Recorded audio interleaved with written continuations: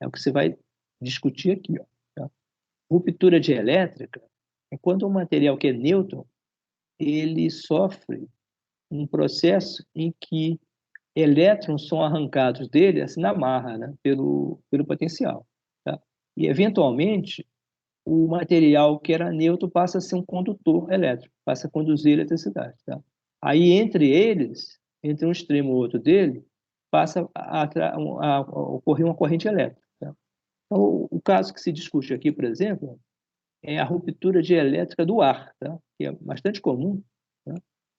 Então, o ar, ele suporta, a rigor, em torno de 1.500 volts por milímetro, tá? Então, se vocês pegarem aqui, ó, essas duas placas aqui, e vocês colocarem elas a uma distância de 1 milímetro uma da outra, e colocarem só uma camada de ar entre elas, ou seja, deixar o ar comum, ar, condições normais, aí depende também, vai depender do nível como é que chama? Nível de ressecamento do ar, tá? Se o ar está seco ou se ele tiver com muito vapor d'água, então depende dessas variáveis. Mas se para um ar, digamos, numa situação típica, se vocês colocarem aqui essa distância 1 milímetro entre as duas placas e aumentar essa voltagem, né, para em torno de 1.500 volts, o ar deixa de ser isolante. Ele passa a conduzir e aparece uma corrente entre um polo e outro, tá? Tipicamente entre o negativo e o positivo, tá? Ele passa a ser como se fosse um pedaço de fio, tá? É o que acontece, por exemplo, na descarga entre as nuvens e a Terra, tá? Ou a Terra entre as nuvens. O ar, ou a atmosfera entre elas, que não é só... Quer dizer, o ar é uma composição complicada, nitrogênio, oxigênio, hélio, uma série de coisas. O ar que existe entre as nuvens, vocês viram naquela primeira animação do Van de Graaff, né? Quando o acúmulo de cargas é muito grande, o ar em si se torna um condutor, aí aparece uma descarga elétrica, tá? Quando isso ocorre, eu já tinha comentado isso na época, se diz que o ar sofreu uma ruptura dielétrica. Então, isso significa o quê? Ele era isolante e ele passa a ser condutor, tá? Então, qualquer descarga que ocorra no ar, ela ocorre porque apareceu esse fenômeno, né? Ruptura dielétrica. O ar passou a conduzir. E aí, nesse caso, ocorre, elétrons se movem, né? E eles colidem com outros átomos no ar e emitem luz, tá? Aí o caminho dos elétrons se torna visível graças à luz emitida, né? E o nome desse fenômeno que ocorre é uma centelha, tá? Então, a centelha é uma pequena, como se fosse assim, uma tirinha, né? Como é que se diz isso? É como se fosse um fiozinho, né, luminoso, que sai de um polo e atinge o outro, tá? Então, por exemplo, o que ocorre no relâmpago, né? Ou melhor, no raio, né? Entre uma concentração de nuvens em que esteja extremamente carregada, né, e a Terra, tá? Então, o ar fica saturado ali de carga, de íons, né? E chega um ponto em que as cargas que estão depositadas, por exemplo, carga negativa da Terra, consegue subir e atingir as nuvens para descarregar as nuvens. E aí a nuvem tenta voltar a ser neutra, né?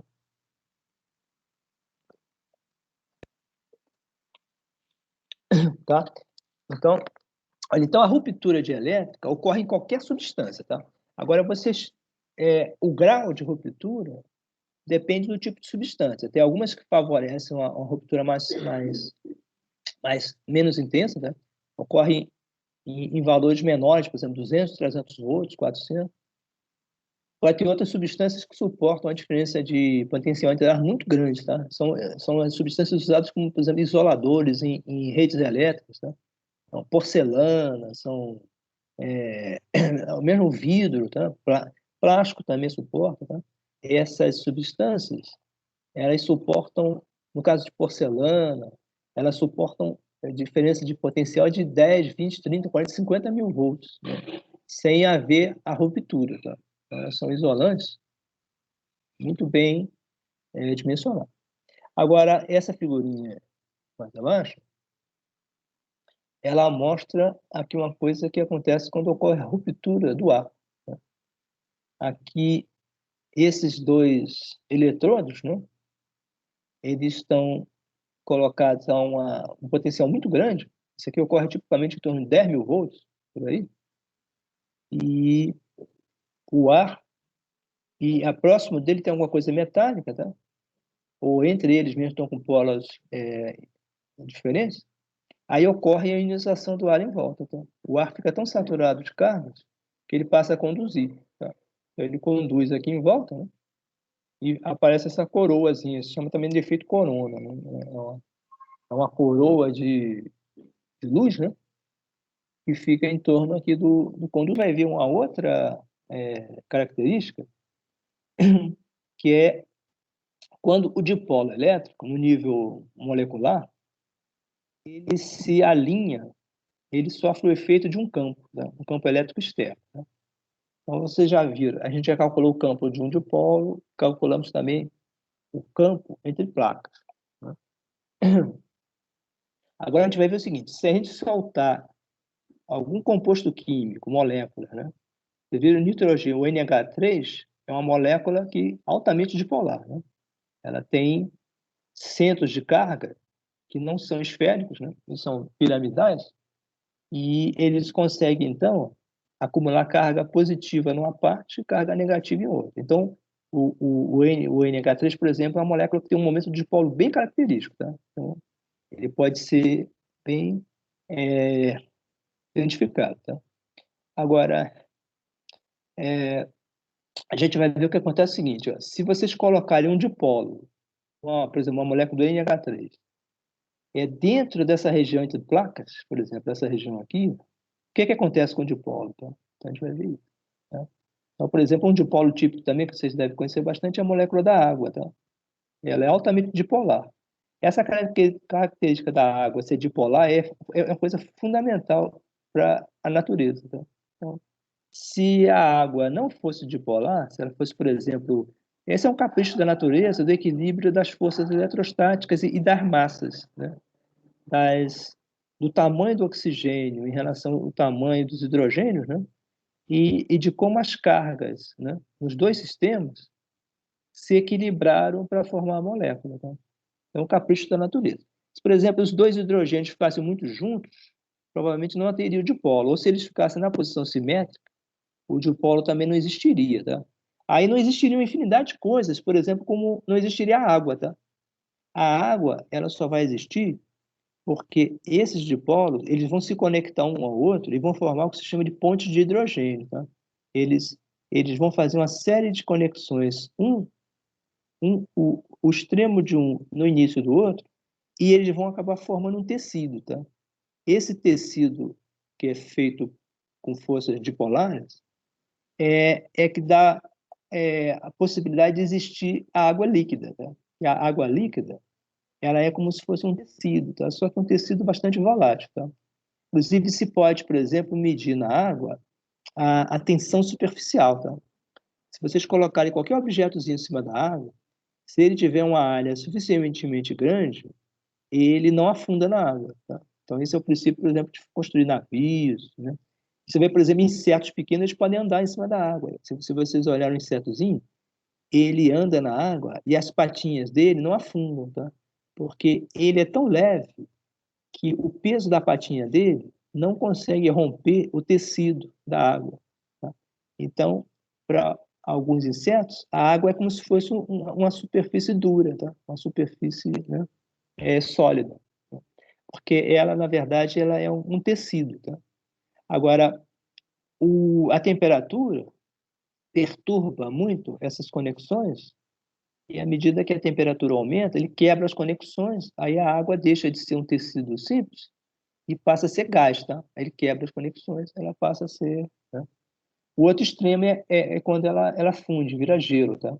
Aí as vibrações se tornam tão pequenas que essas conexões se tornam extremamente fortes entre um lado e o outro e formam uma estrutura geométrica, né?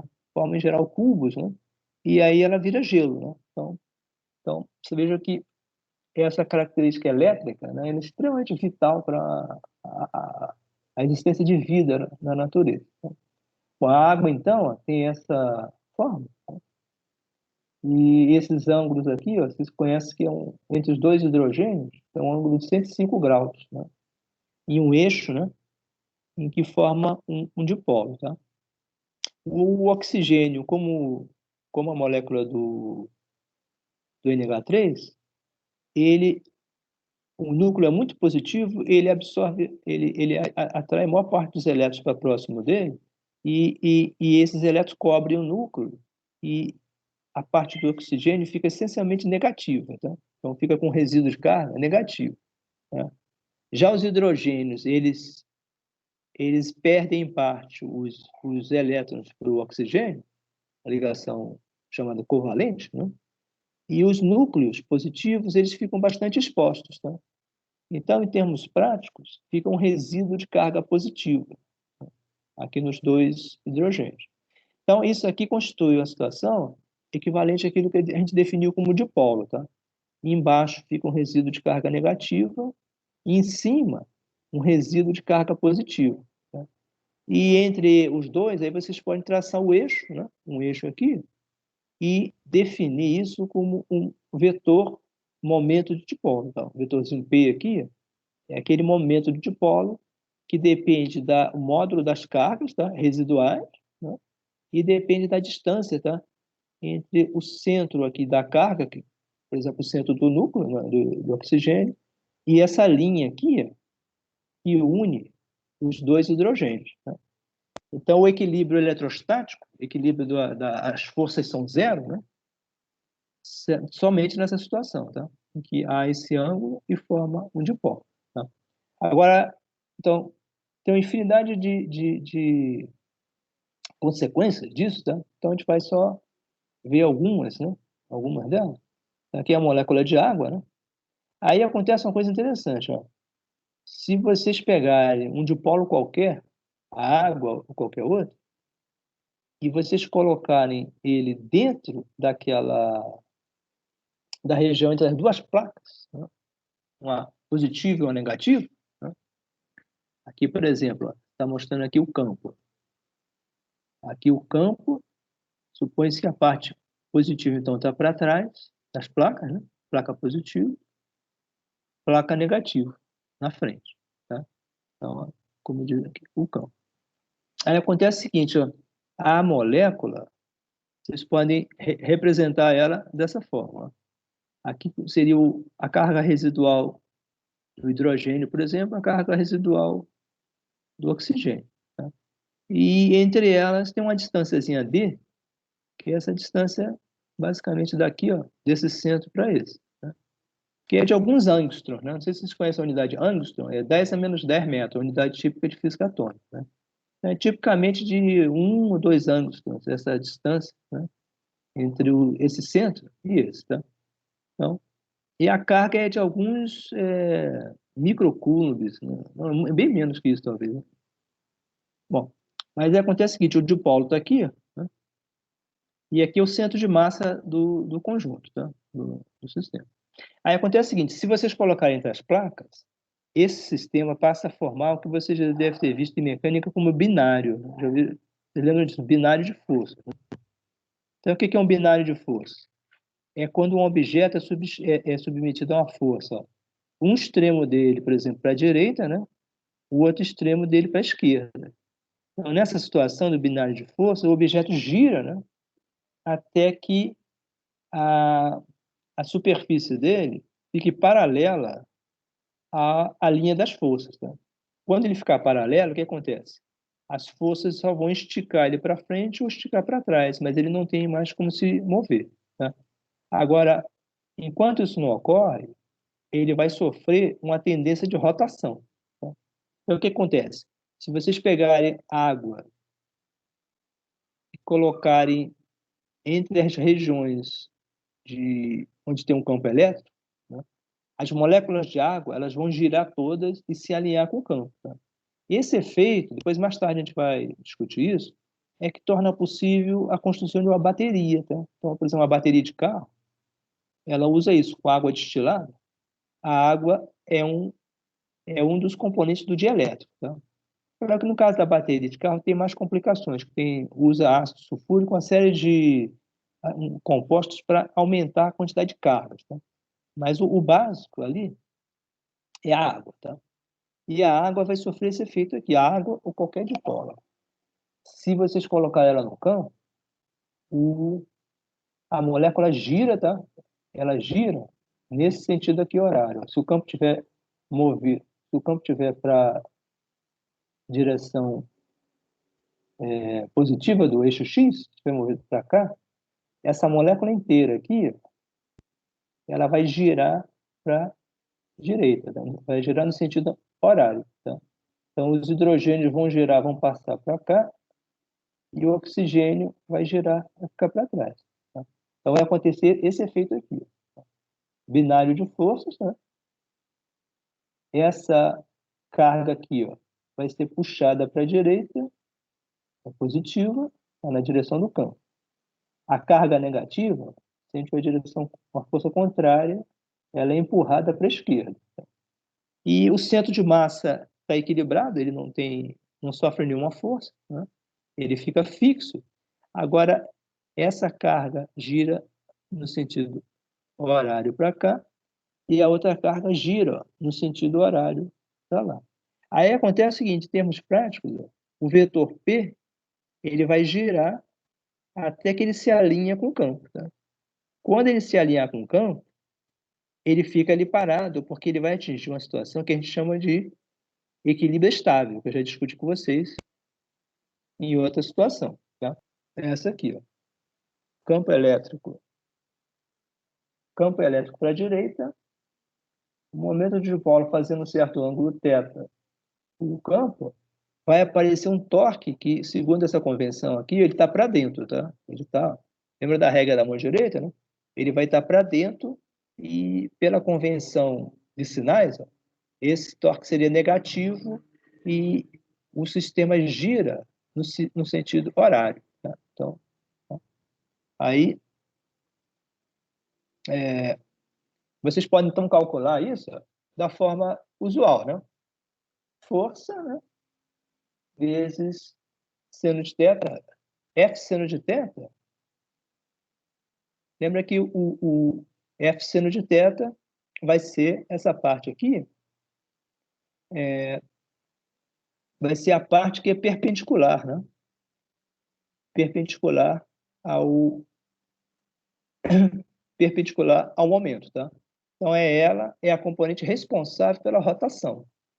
A outra parte que é cosseno de θ, ela não tem efeito na rotação, tá? Então a parte seno vai ser esse pedaço aqui, né? E vocês lembram que calcula o torque como? É o módulo da força vezes o módulo do vetor raio, né? Vezes o seno, né? Do ângulo entre elas. Então, esse F seno é sempre a componente perpendicular, tá? E o x é a distância em relação ao ponto de rotação, né? No caso, em relação a esse centro, ele vai girar em torno do centro de massa com a distância dzinho sobre 2, tá? Então, ele vai girar, tá?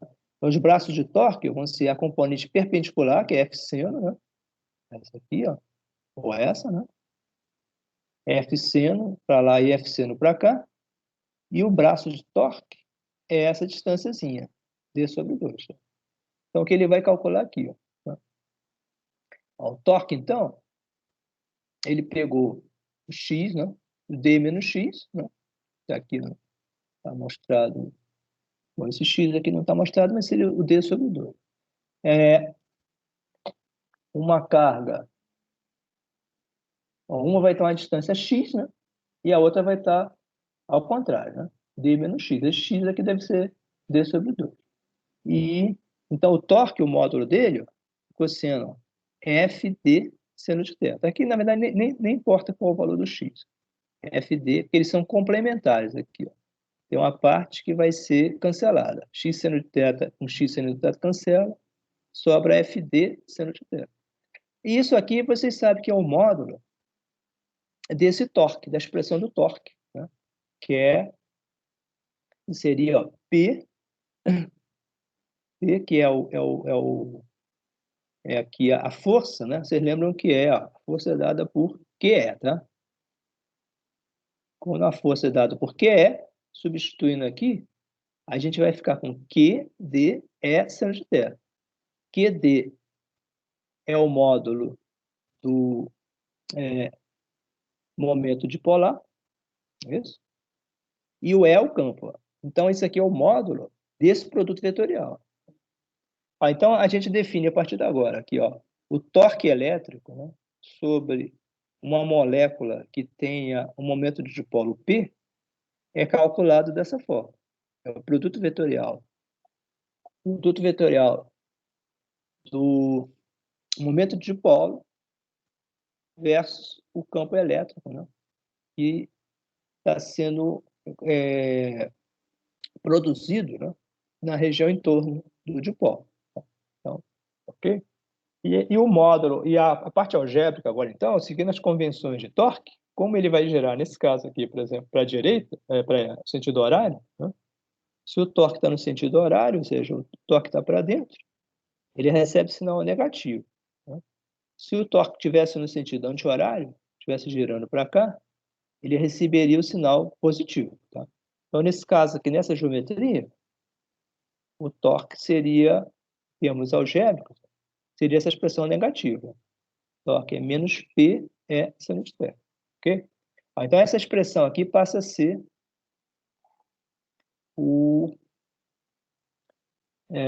a definição do torque sobre a molécula. Olha, então, o que acontece?